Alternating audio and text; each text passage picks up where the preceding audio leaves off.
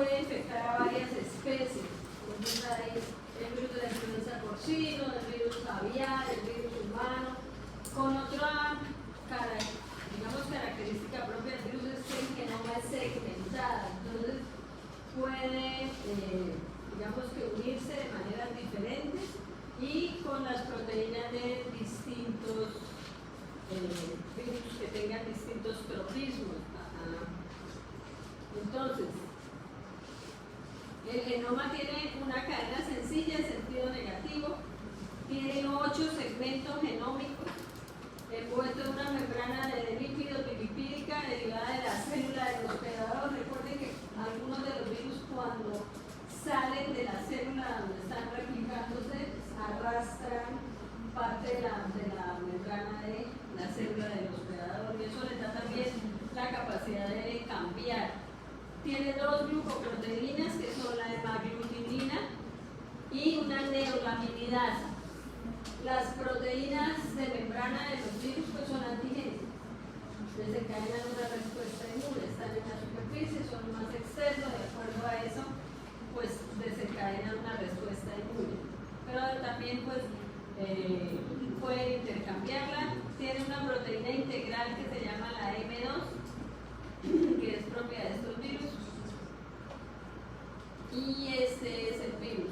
Si lo observan, tiene espícula de neuroaminidasa y tiene espícula de hemaglutinina, o sea, tiene dos proteínas que le ayudan a adherirse, a empezar a invadir la célula del hospedero. Tiene una polimerasa, tiene una fibronucleoproteína, un genoma segmentado, y después se los amplío para que lo alcancen a apreciar. Aquí está el genoma, cada pedacito de estos es parte del genoma, ¿sí? Puede tener, ¿qué quieren decir con esto que sale saliendo? Está buenísimo, pero no lo alcanzo a oír.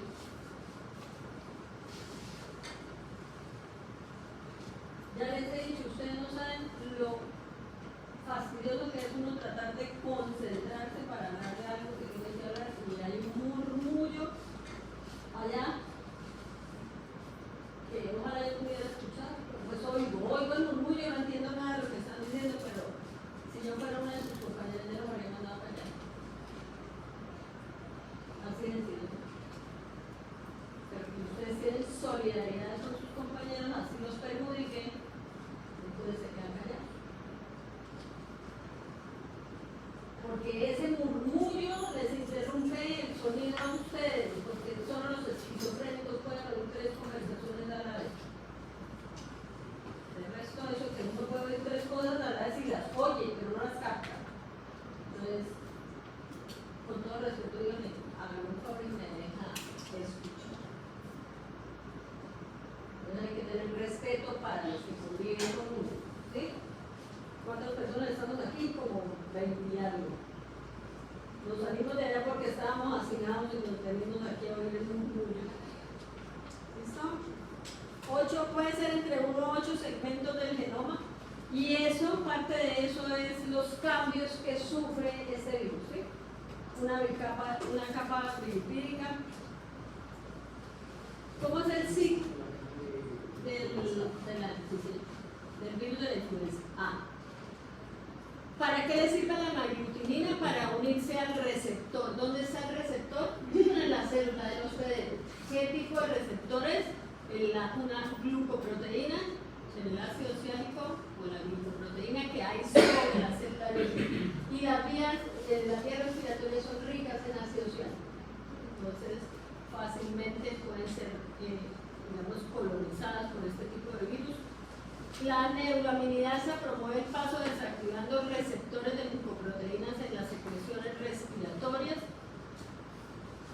Tiene un papel importante en la liberación del virus desde células infectadas, es decir, ayuda a que salga, porque el virus le interesa pues hacer copias, salir de la célula donde hace las copias para seguir infectando las células adyacentes. La neuraminidasa destruye el receptor viral, de manera que no hay una superinfección, porque una vez que ingresa uno, coloniza la célula, empieza a hacer la replicación, pues por lo general ya no queda receptor para un siguiente virus, tiene que buscar otro virus, otra célula. La transcripción del RNA mensajero y la replicación del RNA genómico del virus ocurren en el núcleo, porque este es un virus de RNA y debería, por norma, replicarse en ¿dónde? En el citoplasma, pero esta es una de las excepciones, ¿sí? Se replica en el núcleo. Usa su propia polimerasa y tiene cebadores de RNA de las células del hueso. Se forma la nucleocápside, se ensambla en el núcleo y el virus se ensambla en el citoplasma por medio de la gemación.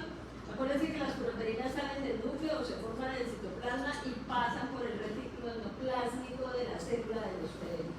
La inhibición de la hemoabsorción y de la hemaglutinación es una de las pruebas que se hace hoy en día, pues ya no está usada porque pues ahora hay pruebas más sensibles, más específicas para detectar el virus.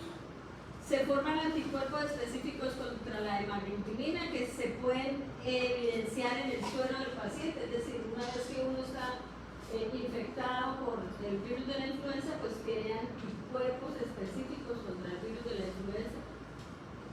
La inhibición de la hemaglutinación se usa para detectar anticuerpos. Hay un reordenamiento y eso es lo que nos complica la vida a los seres humanos, ¿sí? Porque ellos se reordenan, es decir, cuando empiezan a formarse las partes y de golpe se encuentran los de una especie con otra, porque hay virus de la influenza porcina, virus de la influenza aviar, virus de la influenza de humanos, y el genoma tiene sus partes y tiene sus neuroamidasas y hemaglutinina y ellos se las intercambian sin ser, es decir, esta es de los seres humanos, esta es de las aves, no, ellos arman su genoma y por eso es que eso en su reordenamiento les permite, a nosotros nos puede dar la influenza porcina, nos puede dar la influenza aviar, de hecho hubo epidemia de influenza porcina.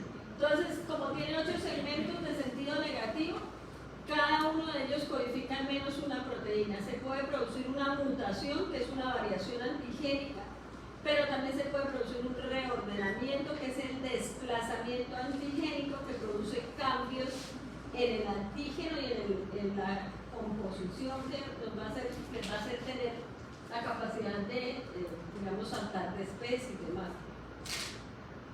Los subtipos del virus de la influenza A, con más de 18 subtipos de H y 11 de N, se encuentran en varias especies.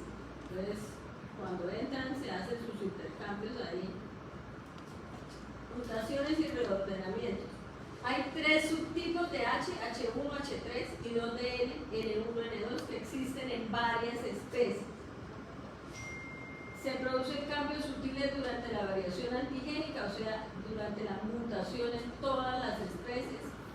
Y los cambios drásticos, que es el reordenamiento, se producen cuando las cepas con relaciones estrechas infectan la misma célula.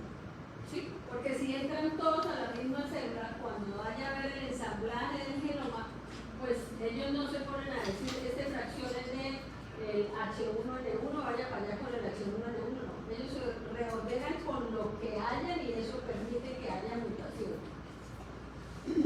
Al fin y al cabo, pues todos son, digamos, de lo mismo. La variación, de hecho, los virus con RNA son los que más mutaciones sufren en menos tiempo. Las variaciones antigénicas ocurren cada año o algunos años con virus de la influenza y eso sí lo conocemos nosotros porque tienen que vacunarnos cada año o cada 2 años de acuerdo a la cepa que esté circulando. ¿Sí? Lo que nos pusieron hace 2 años ya no nos protege ahorita. El cambio antigénico ocurre cada año o cada pocos años con la influenza A. El cambio antigénico surge de manera abrupta e impredecible.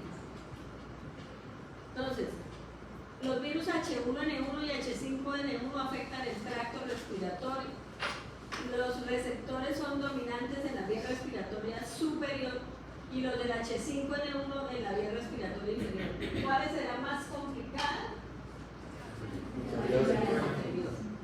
El H1N1, que es porcino, interactúa con receptores en el tracto respiratorio respiratorio tanto superior como inferior. Entonces, nosotros estamos expuestos a infecciones que pueden ir desde infecciones que no son graves hasta las infecciones que se pueden convertir en infecciones de neumonía. Y entonces la persona pues, puede fallecer. ¿Qué es la viremia? Cuando el virus está haciendo su paso por la vía hematógena. ¿Sí? Estos virus no necesitan hacer viremia, ¿por qué? ¿Cómo se infecta uno con estos virus? Por la vía aérea. ¿Sí? O sea, van directo a donde tiene tropismo, a buscar el receptor que les permite la unión. O sea, cuando hay viremia, generalmente cuando el virus tiene más de un sitio de unión, o sea, un sitio de replicación. Por ejemplo, el virus de la hepatitis A va primero al enterocito, que inclusive hace una replicación en la nasofaringe, después va al enterocito y después por la vía portal, o sea, por la sangre y demás, puede llegar hasta el hígado. Algunos otros, como el sarampión, entran por la vía aérea, se replican y luego buscan la sangre para ir a pie. Estos no necesitan, la tienen fácil, ¿claro? A donde va. Listo, no hacen viremia. Muy pocas veces. Acuérdense que la media de la que nosotros hablamos por lo general son personas inmunocompetentes, porque las personas inmunocomprometidas pues tienen un panorama más complicado. ¿Qué es lo que sucede? Hay una desactivación de la síntesis de proteínas y de ácidos nucleicos en la célula afectada. Empiezan a liberarse enzimas hidrolíticas, lisosómicas, hay descamación del epitelio, tanto ciliado como las productoras de moco, es decir, ese epitelio queda listo para una coinfección, ¿sí? Porque eso es lo que hacen los virus dañan el epitelio. De este modo hay una interferencia sustancial con los sistemas de depuración de la vía respiratoria, se produce una toxicidad viral que produce inflamación y se comprometen las defensas fagocíticas del hospedero. Las enfermedades más graves las producen la influenza A y la B, y en tanto que la C parece ocurrir con poca frecuencia y produce una enfermedad más leve. Es lo que se conoce como el síndrome agudo asociado con la influenza. Tiene un periodo de incubación con una duración promedio de entre 1 y 4 días. De una aparición abrupta, es decir, yo hoy estoy bien y mañana amanezco con los prodromos, ¿sí? ¿Qué son los prodromos? Esa sintomatología inespecífica que usted sabe que está enfermo, pero no sabe qué tiene. O sea, fiebre, cefalea, malestar, todo eso. Entonces sabe que algo está pasando, pero no sabe qué tiene. Fiebre, mialgia, cefalea, escalofrío, y luego más o menos en un periodo de 6 horas ya dañó el epitelio y dañó todo, entonces ya se empiezan las manifestaciones propias del sitio donde está el virus. La tos es una tos seca, improductiva, y esos datos algunos persisten, afortunadamente para nosotros, con una mejoría que empieza a aparecer entre 3 y 5 días. O sea, uno tiene un pico terrible de la infección y después empieza a mejorar. El paciente se siente bien, pero a veces a algunas personas les queda tos que puede durar hasta entre 2 y 6 semanas y una debilidad.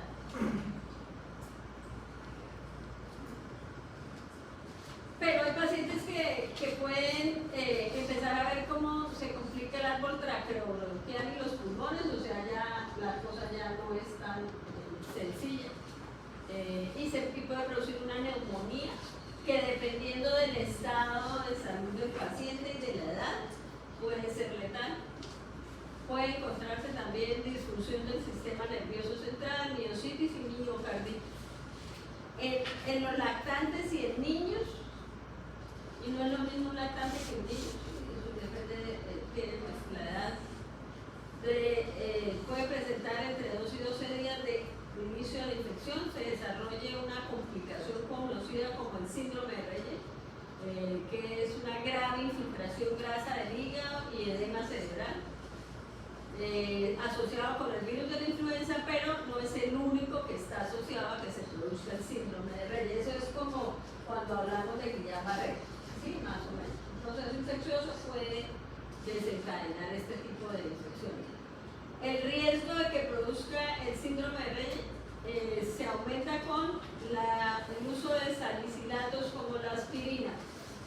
En regiones como la nuestra no se debe usar aspirina para la fiebre y el malestar, porque aquí circula el dengue. El dengue disminuye las plaquetas y los ácido salicílico disminuye la agregación plaquetaria, o sea que uno a la destrucción de las plaquetas le está metiendo una complicación más grande. Entonces, cuando tengan cefalea, malestar, fiebre y demás, aquí no tomen aspirina, ¿ok? Yo creo que en todo Colombia. Entonces, ¿cuáles complicaciones se pueden derivar del virus de la influenza? La superinfección bacteriana. Por lo que ya vimos, el epitelio queda desprotegido completamente y las bacterias que viven por ahí cerquita se aprovechan. Ese sería, ya bajo el criterio médico, la circunstancia en la cual tienen que usar antibióticos, aunque haya la manifestación propia de un proceso de tipo viral. Hay, digamos, compromete el pulmón, puede producir bacteremia, que se va a sembrar en sitios distantes. La superinfección puede desarrollarse en cualquier momento, en la fase aguda o la convalescencia de la enfermedad, y se empeora luego de una estabilización inicial. ¿Cuáles son las bacterias que con mayor frecuencia están asociadas a esto? Streptococo, neumonía, Haemophilus influenza y el estafilococo aureus. Casi todos son microbiota de la orofaringe. ¿Cuál es la respuesta inmune?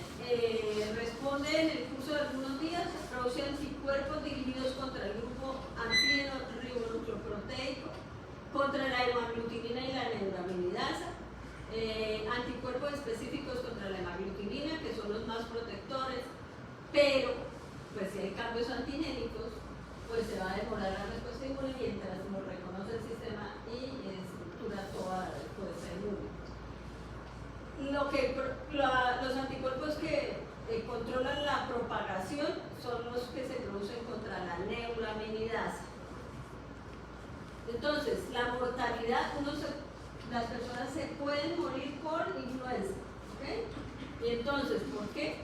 Porque los individuos que tienen reservas cardiovasculares o pulmonares limitadas, pues pueden sufrir un compromiso adicional, no solo por esto, sino por cualquier infección respiratoria. Acuérdense que cuando empezamos dijimos que la infección respiratoria aguda era una enfermedad de salud pública porque produce una alta mortalidad en niños, en adultos mayores o en inmunocomprometidos, en ancianos y personas de cualquier edad con enfermedad cardíaca o pulmonar.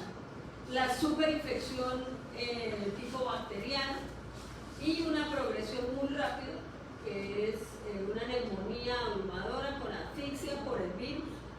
Sin embargo, este fenómeno, digamos, se ha encontrado cuando ha habido pandemias graves. Por ejemplo, la gripe española, que fue a principios del siglo XX, después de que terminó la Primera Guerra Mundial, pues apareció la gripe española, produjo la muerte fulminante en soldados jóvenes sanos, la cepa H5N1. En el 2006 la pandemia porcina por la H1N1. En el 2009 una enfermedad grave de neumonía viral por tormenta de citocinas, y eso es muy parecido a lo que ocurrió con... hacia arriba, duro, eso. Lo que ocurrió con el SARS-CoV-2, ¿sí? Que fue lo que terminaba produciendo un daño, era la tormenta de citocinas, sobre todo un montón de granzimas y perforinas y demás.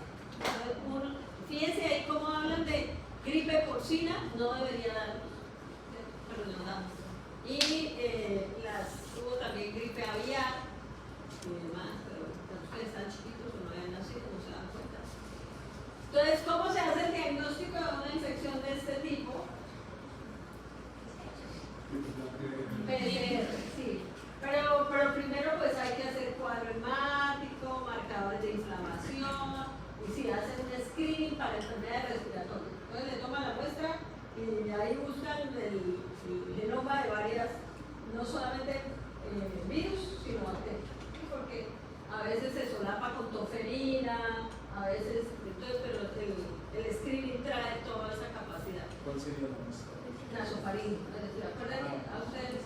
COVID no les tomaron muestras, se va a hacer un hisopado ahí.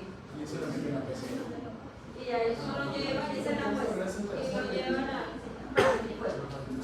Pueden buscar anticuerpos, el equipo de PCR es un equipo cerrado, donde hay la posibilidad de buscar genomas de las principales enfermedades respiratorias. No, eso no es para uno, sino para varios. Entonces lo que hace es ampliar. Pero ya tienen No, me imagino que yo nunca he trabajado con eso, pero yo me imagino que eso lo deben suspender en líquidos y demás para que la máquina haga toda la lectura. Eso es cerrado, ya lo entra y ya es, digamos que el riesgo de infección es más bien bajo para el operador. Mire, la muestra es nasofaringe porque tiene más alto rendimiento del virus, o sea, puede tomar la mayor cantidad de carga viral. Se disponen pruebas diagnósticas, cultivo del virus, pero los cultivos del virus se hacen donde hacen investigación. Acuérdense que esas pruebas de PCR hacen el recuento de copias del virus, porque entre más copias del virus haya, pues está más complicado.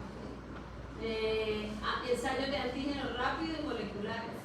Las pruebas de diagnóstico que más se utilizan son las pruebas moleculares, pruebas de RNA viral en tiempo real, y otra de amplificación de ácidos nucleicos, detección de antígenos, pruebas rápidas de antígenos virales, y los tratamientos de sostén. A veces para los virus no hay un tratamiento específico, no es como las bacterias que está el antibiótico este o el otro. Aquí por lo general es la parte de la sintomatología para ayudar a que el paciente no se agrave más. Pero por ejemplo, tiene inhibidores de neuroaminidasa, que es el oseltamivir y la zanamivir, que son útiles para eso, el balaxovir, y pues son los que permiten, digamos, disminuir la carga viral. Las copias, y hay mutante resistencia, una frecuencia baja. ¿Cómo se controlan los brotes? Con vacunas anuales en niños menores, en ancianos y en personal de salud. Hay 3 tipos de vacunas. ¿Listo? ¿Quedó claro la influenza? Entonces, ¿cuántos tipos de virus de la influenza hay? 3. ¿Cuáles son los más complicados? La A y la B.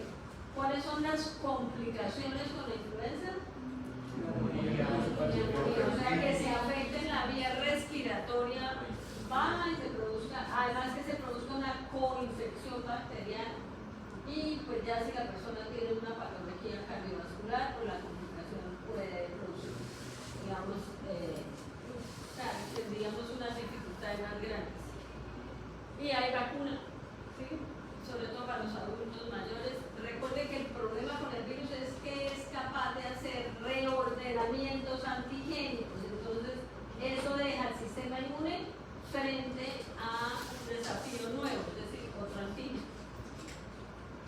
Y como hay influenza, pues también hay parainfluenza, pero no es un ortomixovirus, sino un paramixovirus, ¿sí?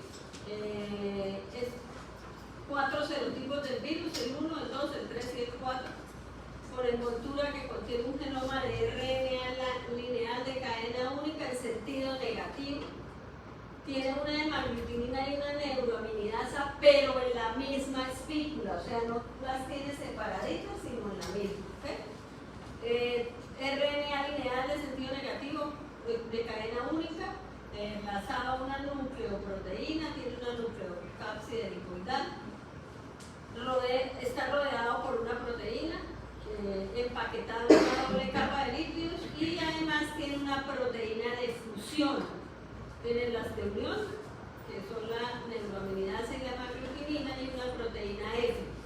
Entonces, tiene 3 proteínas, ¿sí? La proteína de fusión que permite la unión de las membranas. La mayoría, eso es un virus de RNA, entonces, ¿dónde se produce la síntesis del RNA? En el citoplasma. Es que el otro es la excepción, ¿okay? Lo mismo que cuando veamos el virus del VIH, que es RNA, pero este virus del VIH es un poquito más complejo. Los virus salen por gemación, y la composición de los 4 serotipos es estable, no ocurren cambios tan grandes como los de la influenza o de desviaciones antigénicas importantes y ese es el virus. Entonces fíjense que la proteína de fusión está solita, que es la rojita esa que ven ahí, y la proteína de las neuroaminidasas y la hemaglutinina están en la misma espícula. El núcleo, fíjense que no está dividido ni segmentado, es completico. Tiene nucleoproteínas, fosfoproteínas y la bicapa lipídica, y tiene un complejo de polimerasa grande, porque como él necesita hacer la parte de transcripción y demás, y él es RNA con sentido negativo, él carga sus propias polimerasas, ¿sí? Lo tiene ahí como una colita pegada. ¿Cuál va a ser el motivo de consulta de su paciente? Entonces, ¿cómo se infecta la persona? Por aerosoles. El problema es que los virus se pueden quedar durante algún tiempo sobre superficies no biológicas.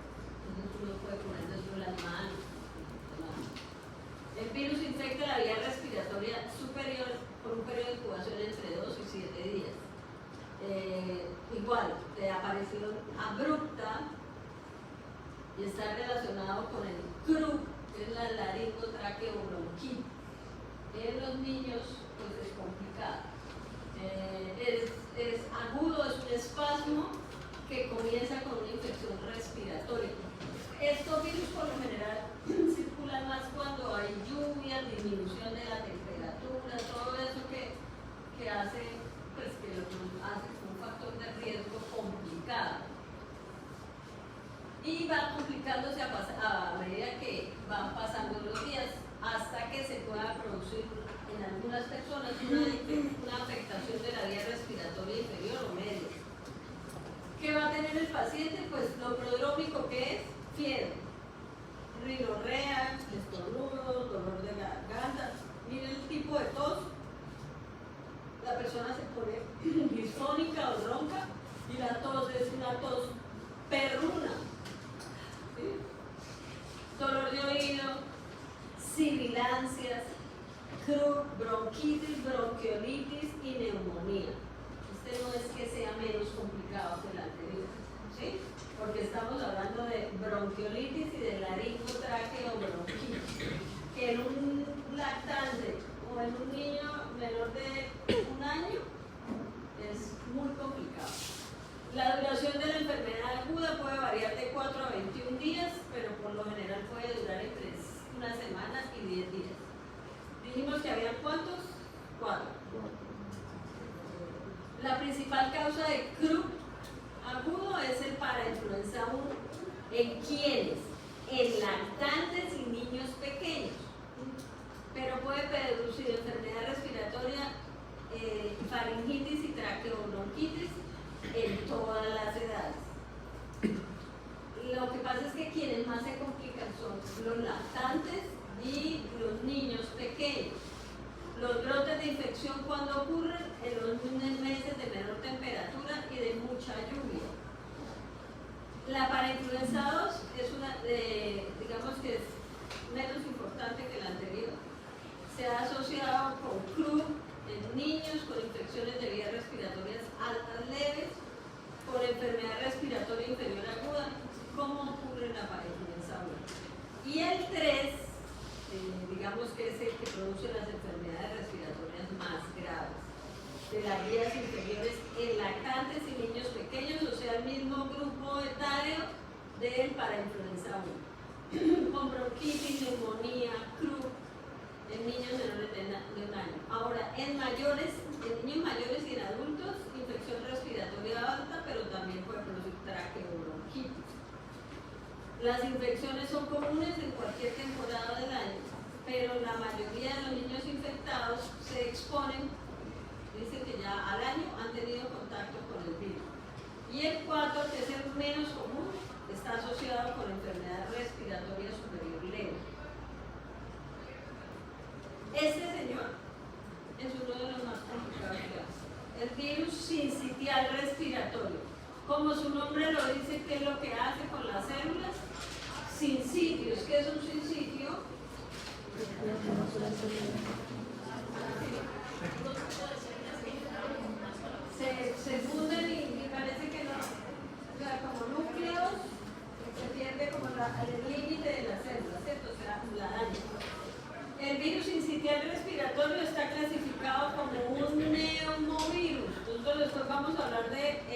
metapneumovirus, o sea, es familia de esta. Dentro de los paramyxovirus, su nombre se deriva de la capacidad de producir fusión celular en cultivos de tejido y formar sincicios. Es similar a la del virus de la parainfluenza, la forma, excepto porque tiene una glucoproteína de la envoltura, que es una proteína de unión G y una proteína de fusión F. Es lineal, no segmentado, de sentido negativo. Hasta ahora todos los que hemos visto son de RNA con sentido negativo. Tiene una sola cadena para más o menos 10 proteínas que tiene que codificar. Tiene la enzima de RNA polimerasa dependiente de RNA, o sea, ahí carga su propia enzima. Parecido a los otros paramyxovirus, se replica en el citoplasma y tiene, por gemación sale desde la membrana de la célula. Entonces, la cubierta tiene dos espículas, la glucoproteína G y la F, que son las que ayudan a fijarse y formar los sincicios. O sea, tiene que unir las células para formar sincicios. La proteína de fusión es la que ayuda a la fusión de las células infectadas en los cultivos y aparece una célula gigante nucleada. Los anticuerpos que se producen van contra la glucoproteína F, que son más eficientes que los que se producen contra la glucoproteína G. Existen por lo menos dos subgrupos de antígeno A y B, y las más graves tienden a ser las del grupo A. El virus sincitial respiratorio es más importante, digamos, en las infecciones graves en lactantes. Hay vacuna, pero creo que a Colombia no llega. ¿No? El virus sincitial respiratorio es la principal causa de bronquiolitis y neumonía en lactantes menores de 1 año. La proteína F del virus es crucial en la patogenia porque forma el sincitio y eso produce muerte celular. Es la principal causa de bronquiolitis y neumonía en niños menores, además en adultos mayores de 65 años, sobre todo los que tienen enfermedades cardíacas o pulmonares y las personas con un sistema inmunitario debilitado, pues los cuadros clínicos son más graves y complicados. Entonces, tiene un periodo de incubación de más o menos una semana. El inicio es una rinitis y entonces es rinorrea y epíforas y los ojos rojos y lagrimeo y todo lo demás. La gravedad de la enfermedad progresa más o menos después del tercer o cuarto día. Los lactantes generalmente asumen la forma de una bronquiolitis y una neumonitis con sibilancias, tos y dificultad respiratoria. Hay hiperexpansión pulmonar, hipoxemia. Lo que pasa es que el bronquiolo se llena y no deja salir el CO2, entonces se forman como válvulas. Entonces lo que hace es retener, por eso se habla de hipercapnia. ¿Sí? No hay una correcta intercambio, salida de CO2 y entrada de oxígeno. Es como si se produjera como un aumento así que no dejara salir el CO2, pero tampoco deja entrar el oxígeno. En las placas de rayos X se pueden ver infiltrados intersticiales en áreas de colapso pulmonar, y eso es lo que pasa, es un colapso pulmonar. La duración de la enfermedad con frecuencia es de 10 a 14 días, que eso es muchísimo con esos síntomas, y sobre todo en un niño pequeño, porque ¿cuál es el promedio de edad? Estamos hablando de lactantes, ¿cierto? Y de niños pequeños, aunque no se nos olvide que también pueden ser adultos y las personas con patología. El aumento aparente de la gravedad, en particular en niños muy pequeños, no se ha entendido por completo, pero se cree que tiene un origen inmunológico. Deficiencias cualitativas y cuantitativas en la respuesta del tipo de anticuerpos y secretores con proteínas específicas ante las proteínas del virus.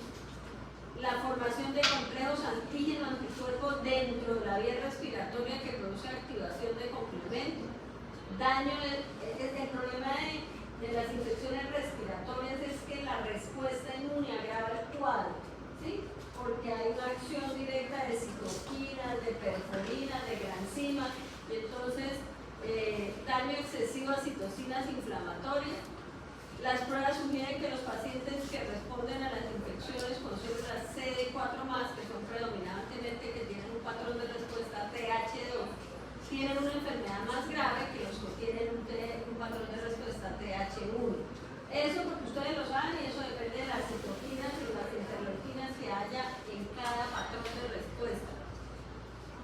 piensa que esto se debe a las citocinas inflamatorias producidas por la TH2, que son interleuquinas de tipo 4, 5, 6, 10 y 13, involucradas en la promoción de infiltraciones con eosinófilos y neutrófilos hacia el tejido pulmonar. Recuerde que muchas de esas células lo que hacen es degranular sobre el tejido. Además, producen reacciones parecidas a la alergia, disminuyen la activación y las funciones efectoras de los CD8 más citotóxicos, y esto produce que se haga un retraso de la eliminación del virus, se haga daño pulmonar y una diseminación del virus.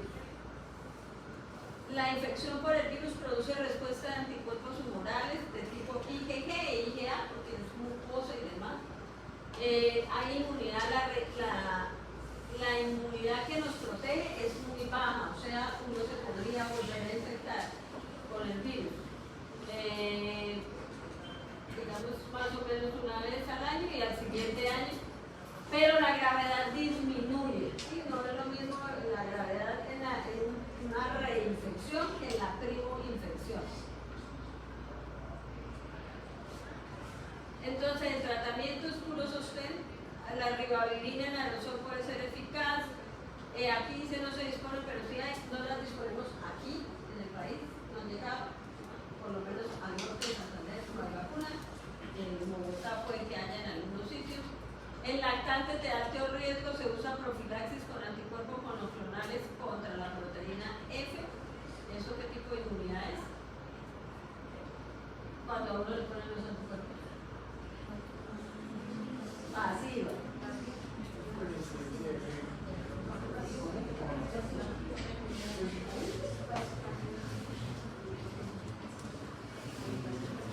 Molecularmente, entonces, se hacen pruebas para, digamos, la identificación molecular directa de las muestras con microbiota es complicada porque, pues, digamos, la ampliación de ácidos nucleicos es poco, cuando el glutamino es parte de las bacterias que pueden, perdón, de los virus que pueden estar por ahí, pero sí hay prueba de Film-and-Write de Biofile. Acuérdense que ese Film-and-Write es una casa comercial, la técnica es PCR, ¿ok? El cual ya se encuentra en aprobación. El panel detecta unas 18 bacterias, 8 virus y 7 genes de resistencia a los antimicrobianos.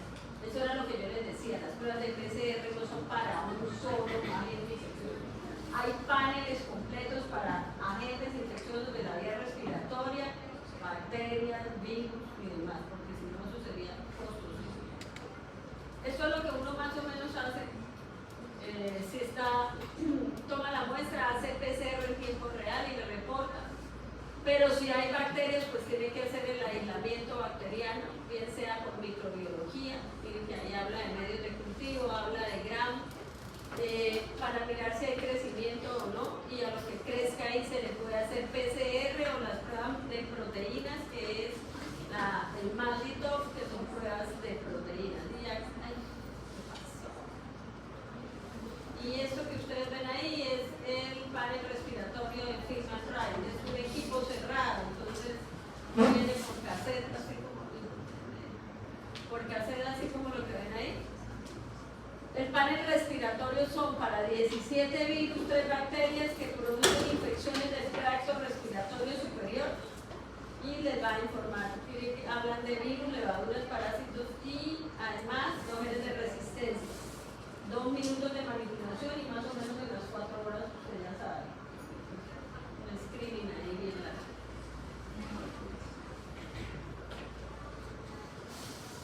La identificación molecular de la infección del tracto respiratorio son de origen viral. La mayoría de las patologías del tracto respiratorio son de origen viral.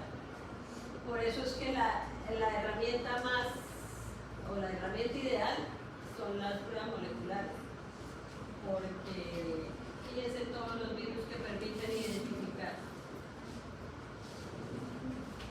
Los virus del virus sincitial respiratorio, metapneumovirus, que es familiar del virus sincitial respiratorio. Desde la parainfluenza 1, 2, parainfluenza virus 3, 4, adenovirus, rinovirus, coronavirus, coronavirus 1143, acuérdense que coronavirus son varios, NL63, el HK1 y el enterovirus y bocavirus. Ahí no tenemos nada que hacer. ¿Listo? ¿Qué hora es? 5:30, no. Y yo que lo tengo 10 minutos adelantado. No, es que no es para llegar, no, él tiene vida propia, hace lo que quiere. Yo le vuelvo a poner la hora y después vuelvo a ir. Sí, no, créame que yo he hecho todo, pero pues a lo que no puedes cambiar, únete. Ya para que me mortifico. Y por último, este grupo 1, porque tenemos respiratorios 2, pero para el jueves, la segunda parte. Entonces está el metaneumovirus humano, que es de la familia de los paramyxoviridae. Puede causar infección de la vía respiratoria superior o inferior en todos los grupos de edad. Produce una enfermedad parecida con síntomas y gravedad al del virus sincicial respiratorio. La infección por el metaneumovirus ocurre en niños de una edad mayor que la del sincicial respiratorio, es decir, niños en edad escolar. Que infecta a niños de más corta edad en el sincicial. Su periodo de incubación es de 3 a 6 días. Y el motivo de consulta pues va a ser la fiebre, la congestión nasal, tos, falta de aliento, bronquiolitis o neumonía. Y eso hace que los papás de estos niños vayan inmediatamente a que se lo atiendan. El problema es cuando hay coinfección con metaneumovirus y el virus sincicial respiratorio, y esto pues agrava el cuadro.